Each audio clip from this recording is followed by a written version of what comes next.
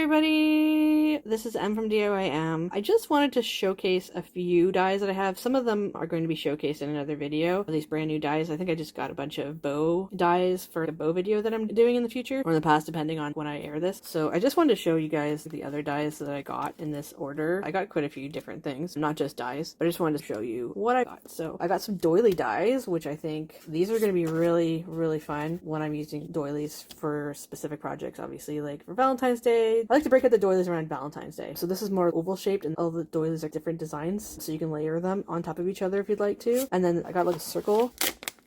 I'll bring these guys out so you can see them separately. I have a circle one too, which very similar design all the way down. There's at least 4 different sizes. And I think these are really fairly good size. I ran out of these doilies when I did this video. This is the last doily that I used for this size. So the biggest one is basically around that size. It's not as elaborate, but it has a bit of an elaborate edge. So that's kind of nice to just have, I think, on hand in case I can't find these kind of doilies ever again. So I can just cut out my own on whichever material I like, and that's going to work out nicely. I think it has a little oval for the middle, but this is really nice to have an oval shaped one with different designs, and it's going to be cute and fun to layer if I wanted to do that. So really excited about that for making doilies in the future. Yeah, so a lot of these I got from AliExpress. I don't remember if I got all of them from KSCrafts, but I get a lot of stuff from KSCrafts sometimes. This is a KSCraft die for sure. So some people have already seen this one. For some reason I didn't haul this one a long time ago, but I just wanted to show this off. So I love the fact that you can make all sorts of different slices with this, right? Because a lot of fruit slices have segments like this. I think they have seeds and things too. I'm not sure. So you can make oranges, limes. You can make a pink one for pink lemonade, or you can even make a pink grapefruit one. Oh, lemon as well. Lemon, lime. So there's a lot of fun colors you can play with. So if you have a fruit swapping that you're doing, I think that they're really, really a good bag topper to have. So this is actually a bag topper, but if you want to, you can always just slice it in half and just have a couple of fun embellishments